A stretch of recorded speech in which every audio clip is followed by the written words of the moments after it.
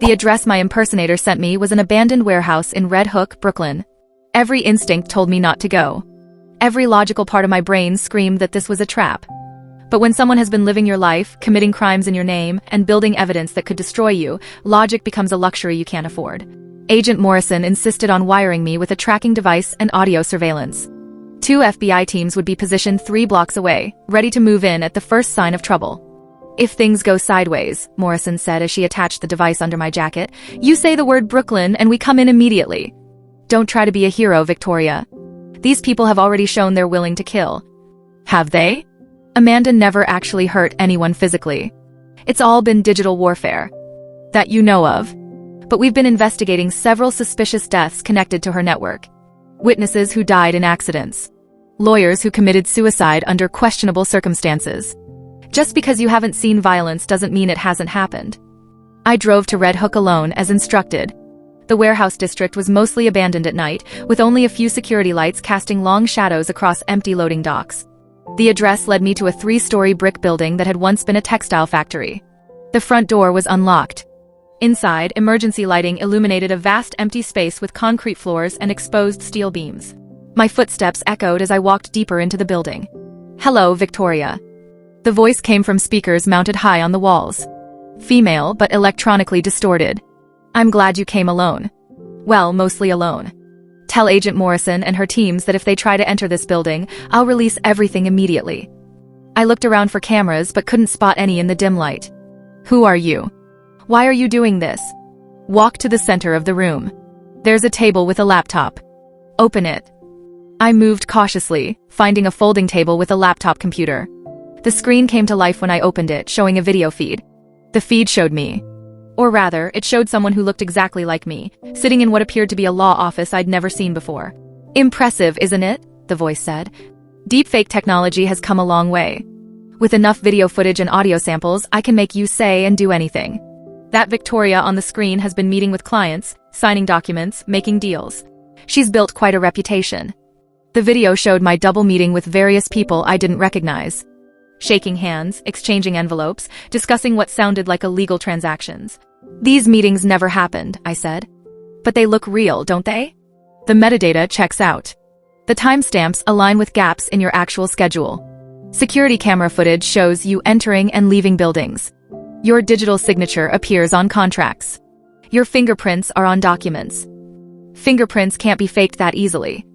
"No, but they can be transferred. A simple gelatin lift from a glass you touched, applied to documents after the fact. It's remarkable what you can accomplish with motivation and resources." I thought about all the places I'd been in the past 6 months. Courthouses, restaurants, client offices. How many surfaces had I touched? How many opportunities had someone had to collect my prints? "What do you want from me?" "I want you to understand something, Victoria. You're not special. You're not the brilliant attorney who outsmarts everyone. You're a puppet and I've been pulling your strings for months. Every case you've taken, every client you've defended, every victory you've celebrated, I arranged it all." The laptop screen changed to show a timeline. My cases over the past 6 months, with annotations showing how each one had been manipulated. "The Marcus Chin case? I planted the evidence that made him look guilty, then gave you the tools to prove it was planted. The pharmaceutical case? I created the prosecution's evidence and your defense strategy. You've been playing a game where I controlled both sides. Why? Because Amanda's network was just a prototype. A test case. I've been building something much bigger. A network that doesn't just manipulate individual cases, but controls the entire legal system. Judges, prosecutors, defense attorneys, forensic experts, all working together without even knowing they're part of the same organization." "You still haven't answered my question. Who are you?" The distortion on the voice changed, becoming clearer. "You really don't recognize me, Victoria? After everything we've been through?" The voice was familiar now. I knew I'd heard it before but couldn't place it. "Let me give you a hint." The video feed changed again, showing footage from 12 years ago. Law school. A study group session with several students gathered around a table. I was there, younger and more naive. And sitting next to me was someone I'd almost forgotten. Sarah Chen. My study partner from law school. The one who'd introduced me to Amanda. The one who'd helped arrange the bar exam fraud with David Kim. "Sarah? You've been behind all of this." "Not just me. But yes, I've been the architect. Amanda was my mentor. David was my partner, and you, Victoria, were my masterpiece. The lights in the warehouse came up. Standing on a catwalk above me was a woman who looked vaguely like Sarah, but older, changed by time and what I suspected was plastic surgery. 12 years ago, when you agreed to take David's bar exam, you thought it was just helping a desperate friend. What you didn't know was that it was a recruitment test. We wanted to see if you could be corrupted. And you passed with flying colors. She walked down a metal staircase, her footsteps ringing on the steel steps. After that, we watched you build your career. Every case you took, every victory you won, every ethical line you almost crossed, we documented it all. And when the time was right, we activated you. The cyber vault hack. You were testing me. Exactly. Could you be controlled through blackmail? Yes. Could you figure out that evidence was planted? Yes. Would you work with the FBI when offered immunity? Yes. Every choice you made was predicted and planned for. Sarah reached the ground floor and walked toward me. In the better light, I could see she was wearing expensive designer clothes and carrying a tablet computer. But here's what you haven't figured out yet, Victoria. The reason I'm telling you all this. The reason I brought you here tonight. Sarah tapped her tablet, and new images appeared on the laptop screen. They showed my younger sister, Maya, who lived in California. The photos were recent. Maya leaving her apartment, Maya at work, Maya at a coffee shop. Your sister is very predictable in her routines. Same coffee shop every morning. Same route to work. Same gym 3 times a week. My blood went cold. If you touch her, I won't touch her. But other people might. People who don't know she's your sister. People who've been hired to eliminate a witness in an unrelated case. It would be very unfortunate if Maya happened to be in the wrong place at the wrong time. What do you want? Sarah pulled out a thick document and placed it on the table next to the laptop. This is a confession. It details your involvement in Amanda's network, your manipulation of cases, your acceptance of bribes. It's all false, of course, but it's supported by the evidence my deepfake Victoria has been creating. Sign it and your sister stays safe. If I sign that, I'll be admitting to crimes I didn't commit. Yes. You'll be disbarred, possibly prosecuted, definitely destroyed professionally. But Maya lives. She finishes her graduate degree, starts her career, never knows she was ever in danger. Sarah sat down across from me. Or you can refuse to sign, and tomorrow morning, Maya's routine takes a tragic turn. The FBI will investigate, of course. They might even figure out it was arranged. But that won't bring her back. I looked at the confession, then at the photos of Maya, then at Sarah's calm expression. You would really kill an innocent person just to control me? I've killed 7 innocent people in the past 3 years. All made to look like accidents or suicides. All to maintain control over my network. Your sister would be number 8. It's unfortunate, but necessary. My hand moved toward the confession. Sarah smiled, thinking she'd won. But I wasn't reaching for the document. I was reaching for my phone. Actually, Sarah, I have a confession of my own to make. I haven't been completely honest with you tonight.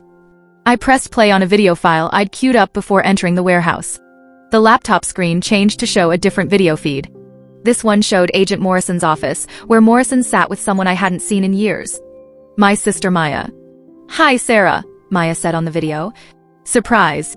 I've been in FBI protective custody for the past 3 days. Those photos you showed Victoria? Taken by FBI agents using a body double. The real me has been safe in a federal facility since Victoria discovered someone was impersonating her. Sarah's expression cracked. That's impossible. I've been monitoring. You've been monitoring a decoy, I interrupted. When Agent Morrison showed me the deepfake photos, the first thing I did was call Maya and warn her. She flew to New York immediately and went straight into protection. I stood up, moving away from the table. You made a mistake, Sarah. You assumed I'd be too scared to think strategically. You assumed I'd come here alone and unprepared. But I learned from the best from you, actually. Always have a backup plan. Sarah's hand moved to her pocket. I tensed, but she didn't pull out a weapon. She pulled out her own phone. Clever, Victoria. But you're forgetting something. I have evidence of your crimes. Real evidence, not just deepfakes. The bar exam fraud, for instance. That's not fabricated. You're right. That crime is real. Which is why I've already confessed to it. Her eyes widened. What? 3 days ago, I went to the New York Bar Association and made a full confession. The bar exam fraud, my motivation, everything. I submitted a detailed statement acknowledging my misconduct and accepting full responsibility. I pulled out my own documents. I've been suspended from practicing law pending an investigation. I might be disbarred. I'll definitely face professional consequences. But here's the thing, Sarah, you don't have leverage over me anymore. I've already confessed to the worst thing I've done. There's nothing left for you to threaten me with. Sarah's calm facade finally shattered. You're destroying your own career just to spite me? I'm destroying the weapon you've been using against me. Without the blackmail, your entire strategy falls apart. And now that Maya's safe and my confession is on record, what exactly do you have left? Sarah's hand tightened on her phone. I have the deepfake evidence. I can still destroy your reputation. Except Agent Morrison has been recording this entire conversation. Your admission that you've killed 7 people. Your confession about creating deepfakes. Your threat against my sister. That's conspiracy to commit murder, wire fraud, and about a dozen other federal crimes. The warehouse lights suddenly blazed to full brightness. FBI agents emerged from hidden positions throughout the building. They'd been there the whole time, concealed in the shadows, waiting. Agent Morrison's voice came through the speakers. Sarah Chen, you're under arrest. Put your hands where we can see them. Sarah looked around, calculating her options. For a moment, I thought she might run. But she was surrounded by at least a dozen agents, all with weapons drawn. She slowly raised her hands. This isn't over, Victoria. My network is bigger than you imagine. Arresting me won't change anything. Maybe not, I said. But it's a start. Sarah was led away in handcuffs. Agent Morrison approached me, looking exhausted but satisfied. That was risky, confronting her like that. It was necessary. We needed her confession on record. And I needed to know the truth. Morrison nodded. Your sister is waiting at the federal building. She's been worried about you. I drove to the federal building, still processing everything that had happened. The warehouse confrontation felt surreal, like something from a movie rather than my actual life. Maya was waiting in a conference room, looking tired but unharmed. She jumped up when I entered. Victoria. God, I was so scared when the FBI showed up and told me someone was threatening me. Are you okay? I hugged her tightly. I'm fine. It's over. You're safe. We talked for hours. I explained everything, the blackmail, the corruption, the deepfakes, the choice I'd made to confess my own crime to remove Sarah's leverage. So you're suspended from practicing law? Maya asked. Pending investigation. The Bar Association will decide whether to disbar me permanently or just impose a suspension with conditions for reinstatement. Was it worth it? Sacrificing your career? I thought about that question. 8 years of building a reputation gone. My law license possibly lost forever. My penthouse, my car, my lifestyle, all at risk.